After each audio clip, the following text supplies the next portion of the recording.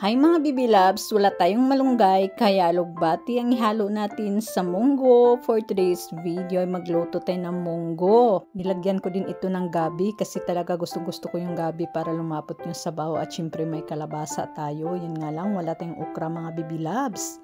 Alam nyo ba na first time ko nakakita ng alugbati kaya naman binili ko kaagad. At syempre yung partner ng munggo natin ay magprito tayo ng isda. Iwan ko ba mga Bibi Loves, pag nagluto ako ng munggo, kailangan may partner yan. Isda or tuyo, pero walang tuyo dito kaya isda na lang. And let's start. Maglagay tayo ng kunting mantika. Isunod natin ng luya. Iba-iba tayo sa paraan ng pagluluto ng munggo at sa mga inihalo nitong ingredients. Pero para sa akin mga Bibi Loves, ito yung way ko kung paano ako magluto ng munggo. Siyempre, haluin na natin yung bawang at pagka medyo brown na ito, ay isunod naman natin ang sibuyas. And then, halo ulit. And this time, ilagay na natin yung munggo na nilaga ko na kagabi mga Bibi Loves para hindi tayo matagalan. Medyo mahirap nga lang kasi wala tayong kalderong malaki mga Bibi Loves. Alam nyo ba, na simula bata pa lang ako, favorite ko na talaga yung gulay.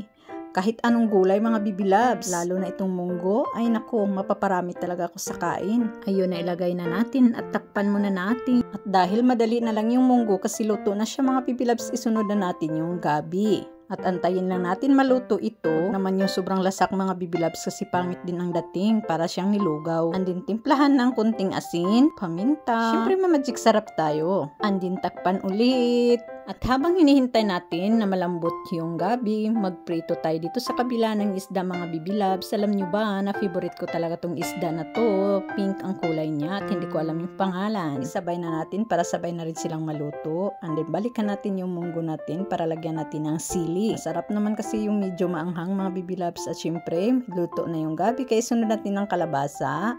And then halo-haloin lamang ito. Nga pala mga Bibi Loves, may nabili akong maliliit na hipon.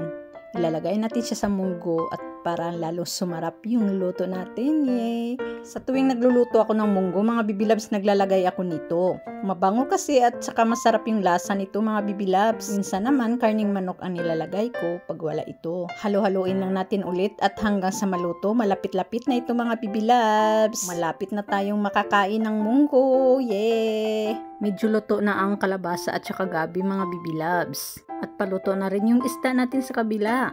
At dahil okay na nga ito mga Bibi Loves, isunod natin yung alugbati or alagbati. Binaliktad ko na rin yung isda sa kabila. So yun mga Bibi Loves, luto na ang munggo natin at saka yung isda natin. Kaya naman, it's time to eat!